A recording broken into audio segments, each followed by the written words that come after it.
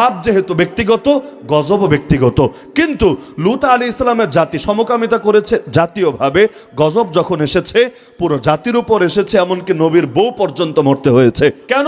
কারণ নবীর বউ হয়েও সে ওদেরকে সমর্থন করেছিল, সাপোর্ট দিয়েছিল, শেল্টার দিয়েছিল। নবীর বউ হয়েও পারে নাই অন্যায়কে সমর্থন করার কারণে গজব থেকে বাঁচতে। এবার হিসাব করেন, বাঙালি জাতি জাতীয়ভাবে আল্লাহর গজবের উপযুক্ত হয়ে গিয়েছে। বলবেন কিভাবে? সুদ মানে হলো আল্লাহর বিরুদ্ধে যুদ্ধ। দলিল সূরা বাকারা, কোরআনে আল্লাহ জানাচ্ছেন, ফাইল্লাম তাফআলু, বান্দা যদি সুদ ছাড়তে না পারো কি হবে জানো? ফাযানু বিহারবিন মিনাল্লাহি ওয়া রাসূলি, আল্লাহ এবং তার রাসূলের পক্ষ থেকে যুদ্ধের ঘোষণা শুনে নাও। এই আয়াত কি রহিত হয়ে গেছে না আজও বলবৎ আছে? কোরআনের কোনো আয়াত রহিত হবে নতুন করে? হবে না। তাহলে কিয়ামত পর্যন্ত সবগুলো আয়াত কার্যকর থাকবে। তো বাঙালি জাতি আজও পেরেছে অর্থনৈতিকভাবে সুদকে তালাক দিতে, সুদকে লাল কার্ড দেখাতে পারে নাই। আজও পর্যন্ত সুদ নিয়ে আমাদের সব চলছে। ব্যাংকিং সেক্টর সুদের উপর, শেয়ার মার্কেট সুদের উপর, বিমা সুদের উপর, লোন সুদের উপর, কিস্তি সুদের উপর, এমনকি বিকাশের মধ্যে পর্যন্ত সুদ, এমনকি ওই যে প্রভিডেন্ট ফান্ড এখানে পর্যন্ত নিয়ে ঢোকায় সুদ, এমনকি একটা সকলের জন্য একটা সার্বজনীন পেনশন বানাতে চেয়েছিল, ওইটার মধ্যে পর্যন্ত সুদ। আরে সুদ আর সুদ। এমনকি স্বর্ণ মুদ্রা রৌপ্য মুদ্রার বদলে যে কাগজের টাকা, হাতে হাতে কাগজের টাকা চলে না আমাদের, আবার উপরে লেখা চাহিবা মাত্র ইহার বাহককে 500 টাকা বা 1000 টাকা দিতে বাধ্য থাকিবে। তার মানেই বোঝা যায় এইটা আসল টাকা না, এটা হলো জাস্ট একটা ভাউচার, একটা মেমো, একটা রসিদ। এই যে একটা কাগজ, সাইজে তো 1000 টাকার নোটের চাইতে বড়, কি বড় মনে হয় না? এমনকি এটার দাম তো আপনাদের কিশোরগঞ্জের বাজারে 3000 টাকা হবে নাকি? সাইজে যেহেতু বড় 3000 হবে না? না, কেন হবে না? বলবেন হুজুর এইটারে যদি কাগজ ধরে আপনি বেচেন, 1 কেজি বেচলেও তো 30 টাকা পাবেন কিনা সন্দেহ আছে। বর্তমানে কত টাকায় বেচা হয় আমি জানি না, ধরেন 30-32 টাকাই হবে সর্বোচ্চ 1 কেজি কাগজের দাম। তাহলে একটা নোটের দাম 1000 হয় কেমনে? একটা নোটের দাম 500 হয় কেমনে? আসলে এটা নোটের দাম না, এটা হলো ওই বাচ্চাদের মন কলা খাওয়ার মতো। ধরে নে ওই বাচ্চারা কয়েকটা কাঠটাট নিয়ে খেলতে বসে, এইটা আমার গাড়ি, এইটা আমার বাড়ি, এইটা আমার, এইটা আসলে কিচ্ছু না, পুরোটাই ভুয়া। মানে এটা মনে মনে মন কলা খায়। আমরা এখন কাগজ একটা হাতে নিয়ে, এইটার নাম 1000 টাকা, এইটার নাম 500 টাকা। কেন রে ভাই, এটার নাম 1000 কেন, 900 না কেন, 1100 না কেন? এটার মধ্যে কি আছে? এটারে ছিললে তাহলে 2 টুকরা করলে কি 500 হবে নাকি? 2 টুকরার দাম কিছুই তো না। তাহলে এইটার তো দাম হলো কেমনে? পুরোটাই ভুয়া। মানে বাস্তবে এগুলোর পেছনে স্বর্ণও নাই। আগে ছিল এক সময়, ওই যুগ বহু আগেই খতম, স্বর্ণও নাই। বরঞ্চ এই টাকাগুলো ছাপাবে কেন্দ্রীয় ব্যাংক, ছাপিয়ে তারপর এই যে আপনার হাত পর্যন্ত আসবে। কেমনে আসবে? রাস্তায় রাস্তায় তো বিলি করবে না, হাদিয়া দিবে না, মাহফিলে মাহফিলে ছেটাবে না, কেমনে আসবে? এটাও মূলত, আমি ওই ব্যাখ্যায় যাব না, অর্থনৈতিক লম্বা আলোচনার কোনো প্রয়োজন নাই। কিন্তু ওই টাকাটা ছাপানোর পর আপনার হাত পর্যন্ত যে আসে, ওইটাও মূলত আসে ঋণের মাধ্যম হয়ে। কিসের মাধ্যম হয়ে? ঋণ। আর ওই ঋণটার পেছনেও সুদ থাকে, সুদ। কি বুঝলেন? মানে সুদ রন্ধে রন্ধে। এরকম উদাহরণ দিলে আরো 1 ডজন উদাহরণ ভান্ডারে মজুদ আছে, কিন্তু দেওয়ার সময় নাইতে যাচ্ছি না। তাহলে পুরো জাতি রন্ধে রন্ধে যদি সুদ ছড়ায়া যায়, গজব যখন আসবে খালি এক ডাইনির উপরে আসবে, তাই না? নাকি পুরো জাতির উপর আসবে? কেন? পুরো জাতি পাপে জড়িয়ে পড়েছে। বলবেন আমি জড়াই নাই। হ্যাঁ, না জড়ালেও আপনিও তো সমর্থনে আছেন, প্রতিবাদ তো করেন নাই, এটার বিরুদ্ধে অবস্থান তো নেন নাই। আরে স্বাধীনতা 53 বছর হয়ে গেল, আজও পর্যন্ত একটা শরিয়া কোর্ট নাই। শরিয়া কোর্ট বুঝেন? ওই নামে যেমন ইসলামী কিছু ব্যাংক আছে না, কামে না নামে ওই আলাপ রাখেন, নাম হলেও তা আছে ইসলামী ব্যাংক। মানে কি, এইখানে আসলে তোমার সাথে ইসলাম দিয়ে লেনদেন হবে। এখন কার্যত কি আছে না আছে সেই আলাপে আমি যাচ্ছি না, বিতর্ক রাখেন। নামে হলে একটা অপশন তো দিয়েছে, তাহলে ইসলামী ব্যাংক নামে অপশন দিলা, ইসলামী বিমা নামে অপশন দিলা। যদিও বাংলাদেশে যেভাবে বিমা চলে, এটার ইসলামাইজেশন করা আসলে এই তরিকায় সম্ভবই না, বরঞ্চ পুরো সিস্টেমটাই গলত। তাও তো একটা অপশন রেখেছে। কিন্তু কোর্টের মধ্যে ইসলামী কোর্ট আছে নাকি? অথবা কোন সাধারণ কোর্ট ইসলামী বেঞ্চ আছে নাকি? নাই। আপনি যদি কোর্টে গিয়ে বলেন, হে বিচারক, এই যে কোরআন শরীফ আমার হাতে নিয়ে এসেছি, আমাকে এটা দিয়ে বিচার করে দেন, দেবে না বিচার করে? বিচার করে তো দেবেই না। কপাল ভালো হলে জঙ্গি মামলা একটা হাদিয়া দিবে, বলবে তুই মনে হয় জঙ্গি, তুই আমাদের আদালতের বিচার ব্যবস্থাকে মানিস না, তুই আদালত অবমাননা করেছিস, যা, রাষ্ট্রদ্রোহী হিসাবে তোরে জেলে পাঠিয়ে দিলাম। এই হলো অবস্থা। তা আল্লাহর দেওয়া বিচারকে আল্লাহর বান্দার জন্য যথেষ্ট না? সূরা মাইদা আয়াত নম্বর 52 আল্লাহ প্রশ্ন ছড়ে দিচ্ছেন, আফা হুকমাল জাহিলিয়াতি ইয়াবগুন, আরে বান্দা কি অনইসলামিক বিচার চায় নাকি? ওমান আহসানু মিনাল্লাহি হুকমা লিকাওমিন ইউকিনুন, বিশ্বাসী সম্প্রদায়ের জন্য, ঈমানদার কওমের জন্য আল্লাহর চাইতে উত্তম বিচারক আর কে হতে পারে? তা আল্লাহ যদি বিচারক হন, নতুন করে আবার বিচার বানাতে হবে কোন দুঃখে? আল্লাহ পতিতালয়কে হারাম করেছেন, ব্যাস হারামই থাকবে। এতে যে সরকার চাক না কেন কোশ্চিনকালেও হালাল হবে না। পৃথিবী সবাই মিলে যদি বলে বেশ্যাখানা হালাল, তবু আল্লাহ যেহেতু বলেছেন হারাম, হারাম হারামই থাকবে। পৃথিবীর কোন সরকারের কথার কারণে হারাম হালাল হবে না। তো এটাই তো হওয়া দরকার ছিল। তো সংখ্যায় এত বেশি এত বেশি এত বেশি, আর শক্তিতে সবচাইতে দুর্বল, সবচাইতে দুর্বল। যাদেরকে সংখ্যালঘু বলা হয় তাদের চাইতেও দুর্বল। আল্লাহ হেফাজত করুন। তো নবীকে স্মরণ করিয়ে দিচ্ছেন, হে নবী ওই সময়কে স্মরণ করেন যখন সংখ্যায়ও ছিলেন কম, পৃথিবীতেও ছিলেন দুর্বল। তাখাফুন, ভয় পেতেন, ইয়াতাখাত্তাফাকুমুন নাস, মানুষ বুঝি ছো মেরে নিয়ে যাবে আপনাদেরকে। মক্কার হালত এমন ছিল, ওই আমাদের যেমন কিছুদিন আগে ছিল, রাস্তায় একটা কালো গ্লাসের হাইয়েস পাশে এসে দাঁড়ালেও বুকের ভেতর কাঁপতে শুরু হতো। এই বুঝি ছো মেরে নিয়ে যাবে, নিয়ে কি গুম করবে, আয়না ঘরে ভরবে, না মামলা দেবে, কি যে হবে আল্লাহ ভালো জানে। এখনো আতঙ্ক কাটে নাই। কি মনে হয় কেটেছে? কিভাবে কাটবে? যারা সরকারে ছিল তারা নয়তো পালিয়েছে, তো যাদেরকে দিয়ে কাজগুলো করিয়েছিল প্রশাসনে, আমলাদের ভেতরে, ওদের কয়জন পালিয়েছে? এই হাতগুলো দিয়েই তো আকাম চলেছে এতকাল ধরে।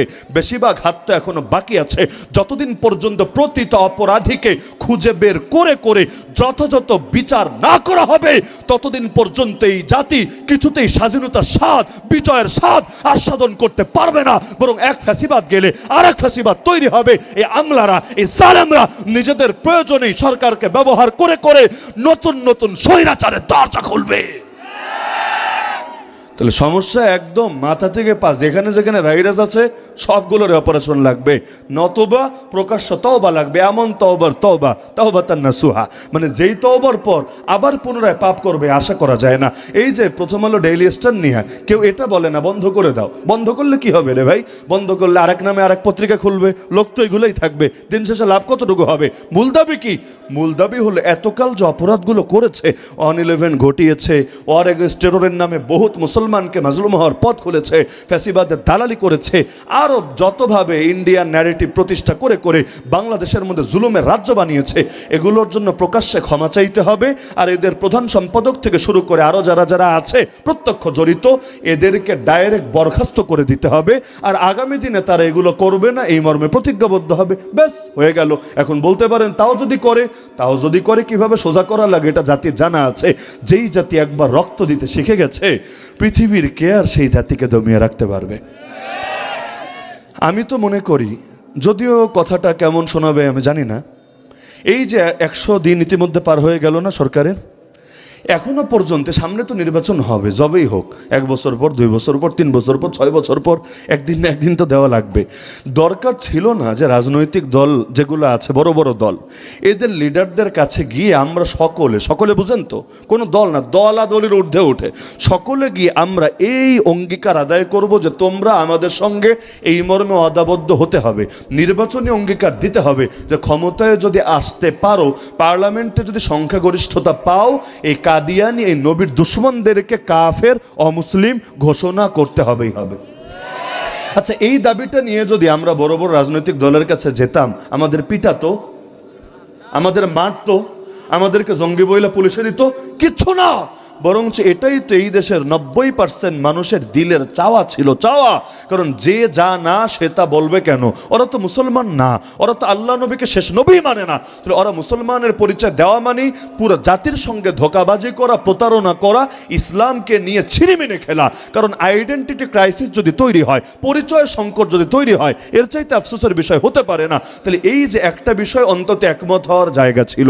কারণ এটা আপনি যেই দল করেন, যেই মত হন, যেই ধারার হন, যেই সার্কেলের হন, আমি যে কথাটা বললাম এর সাথে যৌক্তিকভাবে দ্বিমত করার কোনো সুযোগ আছে? নাই। না থাকলে এই বিষয় একমত হয়ে দাবি কেন আদায় করতে পারলাম না?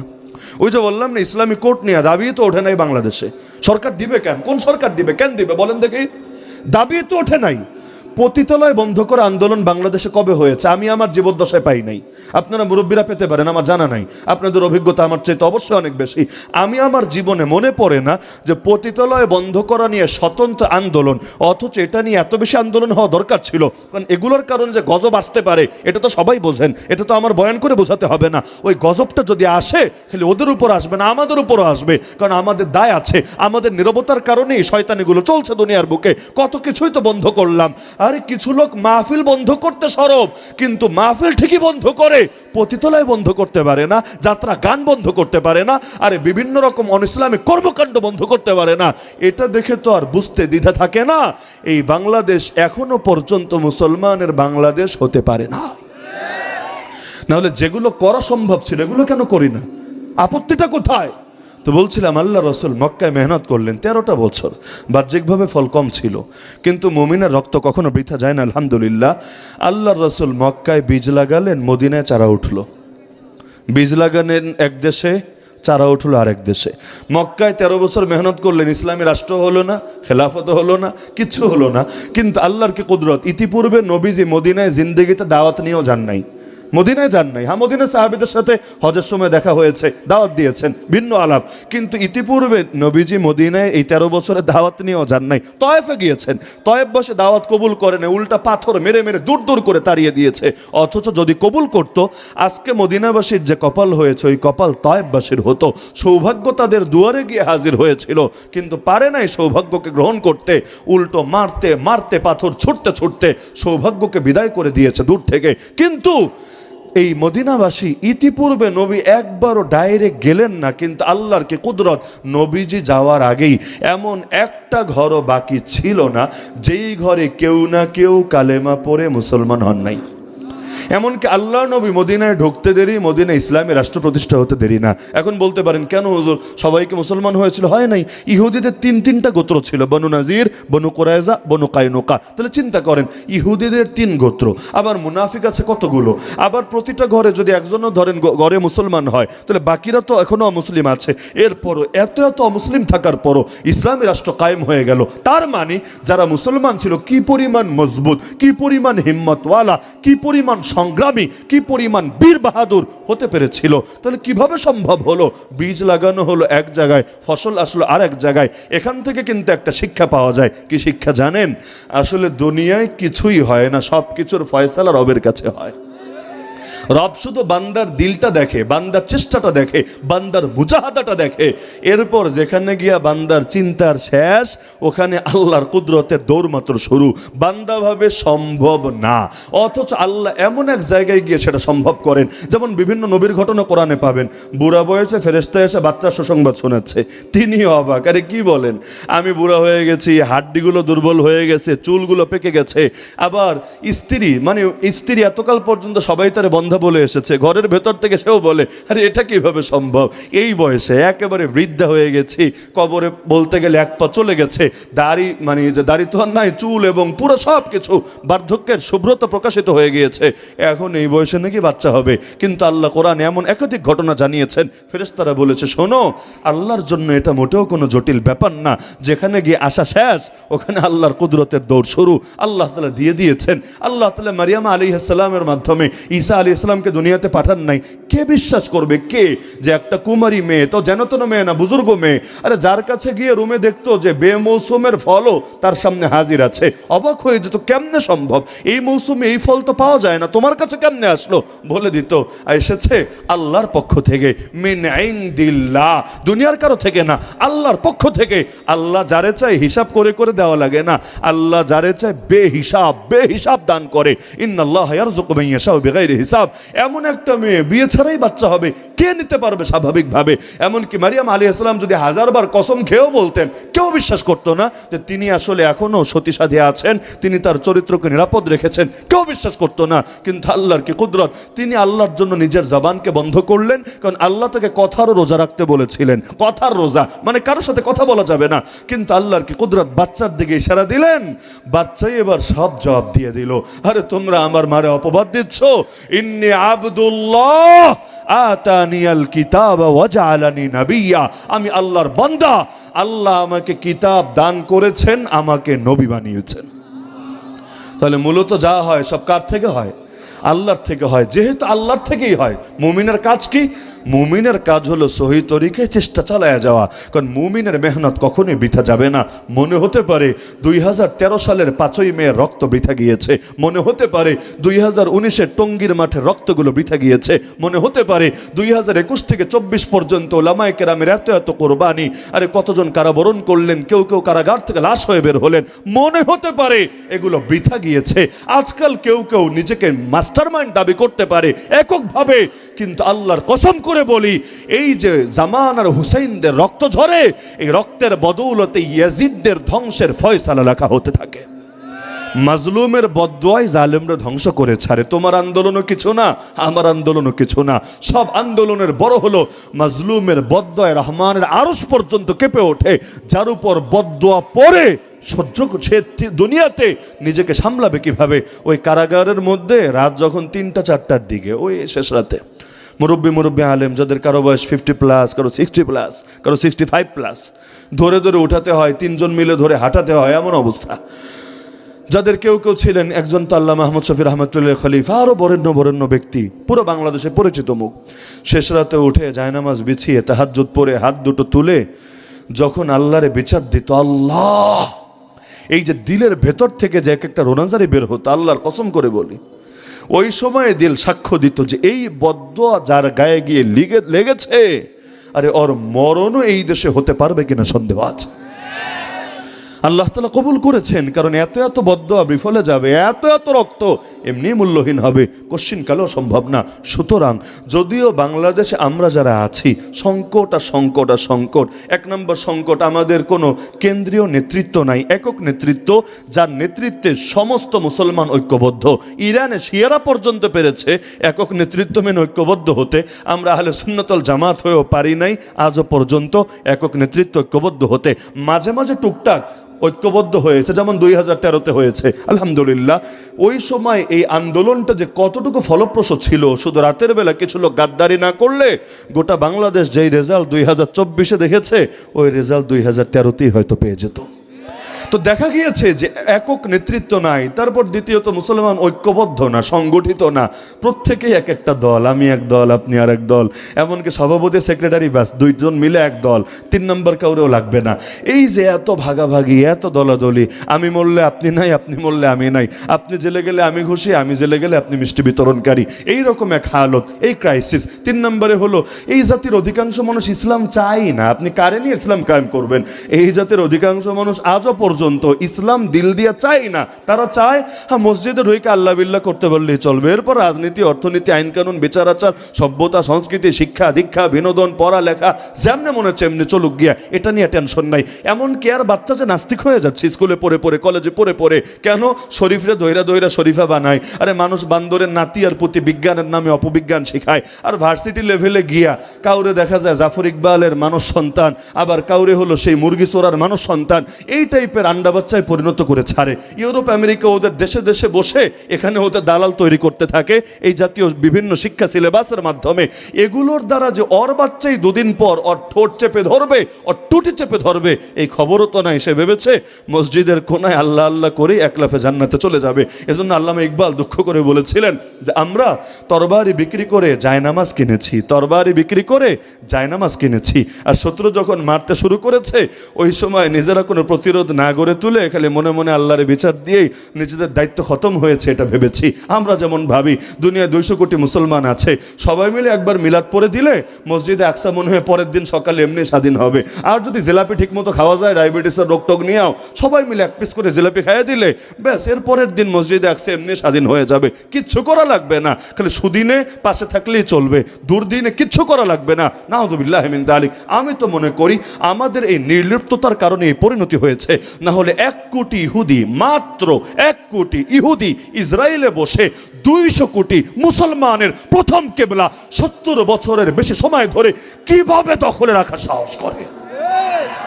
এমনকি ইন্ডিয়া, বাংলাদেশ, পাকিস্তান মিলালে মুসলমানের সংখ্যা 50 কোটি প্লাস হবে না? খুব স্বাভাবিকভাবেই হবে।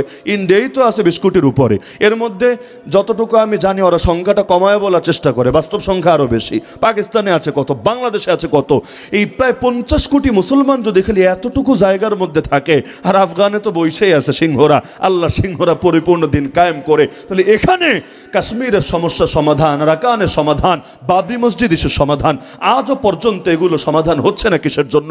এমনকি এই যে আজকে গোটা বাংলাদেশ দেখেছে এই খবর যে নতুন করে একটা মসজিদ, মানে এক ফাইজলামি পেয়েছে, মসজিদের নামে কোর্টে নিয়ে রিট দায়ের করবে যে এখানে নাকি একসময় মূর্তি ছিল, আর কোনো দলিলও লাগবে না, প্রমাণও লাগবে না, গিয়ে মসজিদ ভেঙে দেবে। এই যে বাবরি মসজিদ ভেঙে রাম মন্দির বানিয়েছে, মামলা করেছে কি বলে? এখানে নাকি একসময় মন্দির ছিল। কোনো একটা অকাট্য প্রমাণও আজও দিতে পারে না, একটাও অকাট্য প্রমাণ আজও দিতে পারে না। এই যে ভুয়া ভুয়া প্রমাণ দিয়েছে, এগুলোর জবাব ইন্ডিয়ার গবেষকরা বহু আগে দিয়েছে। এরপরও গায়ের জোরে আল্লাহর ঘর, এই সম্রাট বাবরের জামানা নির্মিত এত আগের মসজিদকে ভেঙে চূর্ণ বিচূর্ণ করে সেখানে মন্দির বানিয়ে রীতিমতো পুজো চালাচ্ছে। জ্ঞানবাপী মসজিদ একটা আছে ভারতে, সেটাকে নিয়ে পর্যন্ত আরো বহু আগেই ষড়যন্ত্র করেছে, ওখানেও নাকি একসময় মন্দির ছিল। এই মিছে অজুহাত তুলে সেটাকে পর্যন্ত ভেঙে আর এক মন্দির বানাতে চাচ্ছে। আজ দেখলাম উত্তরপ্রদেশে একটা জামে মসজিদ আছে, বেশ প্রাচীন, এই মসজিদের ব্যাপারেও কোর্টের মধ্যে রিট দায়ের করেছে, এখানে নাকি একসময় মন্দির ছিল, ভেতরে মূর্তি থাকতে পারে। কোর্ট অনুসন্ধানী দল পাঠিয়েছে, তাও কোর্ট যে রায়টা দিল 6 ঘন্টাও পার হয় নাই। কোর্ট বলেছে অনুসন্ধান করতে হবে, 6 ঘন্টাও লাগে নাই। এর আগে অনুসন্ধানী টিম গিয়ে হাজির, পুলিশ ফোর্স নিয়ে, বিশাল পাওয়ার নিয়ে। আবার অনুসন্ধান করবা, তুমি নিরপেক্ষভাবে করো। যে অনুসন্ধানী দল গিয়েছে অনুসন্ধান করতে, ওরা প্রকাশ্যে সবাইকে নিয়ে একসঙ্গে স্লোগান দিতে দিতে যাচ্ছে, জয় শ্রীরাম, জয় শ্রীরাম, জয় শ্রীরাম। তো জয় শ্রীরাম স্লোগান দিয়ে দিয়ে যদি মসজিদের তদন্ত করতে যায়, অনুসন্ধান করতে যায়, মুসলমানের কি আর বুঝতে বাকি থাকে ওদের তদন্ত আর অনুসন্ধান কেমন হবে? হিন্দুত্ববাদীগুলো এসেও মিলিত হয়েছে ওদের সাথে, এরপর তারা গিয়েছে এগোচ্ছে যে মসজিদের মধ্যে অনুসন্ধান করে, নাম কাস্তে অনুসন্ধান করে আদালতে প্রতিবেদন দেবে। কিছু মুসলমান মিলে বাধা দিয়েছে, ব্যাস এমন মারা মেরেছে এই পুলিশরা, এই আইনের বাহিনীগুলো এমন মারা মেরেছে, গুলি করে করে 3 জন মুসলমানকে জায়গায় শহীদ বানিয়ে ফেলেছে। আমাদেরকে ইন্ডিয়া সংখ্যালঘুর গল্প শোনায়। বাংলাদেশের সংখ্যালঘুরা তোদের দেশের সংখ্যালঘুর সঙ্গে তুলনা করলে স্বর্গে আছে। চালুনি যদি সুইকে বলে, সুই তোর পেছনে ফুটা কেন, এর চাইতে বড় হাস্যকর বিষয় কি হতে পারে? সুইয়ের পেছনে ফুটা সত্য জাস্ট একটা, আর চালুনির তো পুরো শরীরই ঝাঁঝরা হওয়া, ফুটা হওয়া। আরে যার দেশের মুসলমান মানুষ হিসাবে মানবাধিকার যা পাওয়ার কথা, ওইটাই যারা আজও পর্যন্ত দিতে পারে না, ওরা আবার কোন মুখে আমাদেরকে আমাদের সংখ্যালঘু নিয়ে বয়ান শোনায়? আমাদেরকে কথা বলার নৈতিক অধিকার সে রাখে যার দেশে সংখ্যালঘুরা অন্তত ভালো আছে, কিন্তু যাই নিজের সংখ্যালঘুকে মর্যাদা দিতে জানে না, তার মুখে আরেক দেশের সংখ্যালঘু নিয়ে কথা বলা সাজে না। কিন্তু আমরা পারি না জবাব দিতে। ওরা আমাদের বললে আমরা উল্টা সুশীল সাজি। আমরা কেন ওদেরকে আঘাত করে বলতে পারি না যে তোরা দেখ এটা করেছিস, ওটা করেছিস, ওটা করেছিস, আর ওরা আমাদের নিয়ে বিচার দেয়। নরেন্দ্র মোদী ফোন দেয় ট্রাম্পে, দোস্ত ও দোস্ত দেখো এ বাংলাদেশের মধ্যে 5ই আগস্টের পরে কি পরিমাণ কষ্ট আছে এই সংখ্যালঘুরা, আল্লাহ হেফাজত করুন। সুতরাং আমার মূল বার্তা আজকে এটাই, আল্লাহর রাস্তায় মেহনত ছাইরেন না, দাওয়াত ছাইরেন না, উম্মাহকে ঐক্যবদ্ধ করার চেষ্টা করেন, দাওয়াতকে ব্যাপক থেকে ব্যাপক করেন, ইসলামের গুরুত্ব এই জাতিকে বোঝান, এই জাতির দিলের মধ্যে বসায় দেন। ইসলাম ছাড়া কোনো শান্তি নেই, কোনো মুক্তি নাই। আরে কিসের বৈষম্য দূর করবা? ইসলাম ছাড়া বৈষম্য দূর করার মতো কোনো মতবাদ আজও পর্যন্ত এই পশ্চিমা বিশ্ব আমাদেরকে দিতে পারে নাই। সুতরাং ওদের থিওরি মেনে কখনোই মুক্তি আসবে না। মুক্তির এক পথ ইসলামী শরিয়ত, মুক্তির এক পথ আল্লাহর দেওয়া শরিয়ত, এই পথ ধরেই মুক্তি আসবে ইনশাআল্লাহ। এছাড়া কাফের মুশরিকদের পথ দিয়ে কোনোদিন মুক্তি আসে নাই, আসবেও না। আল্লাহ তাআলা আমাদের সবাইকে মুক্তির পথে চলে মুক্তি অর্জন করার তৌফিক দান করুন।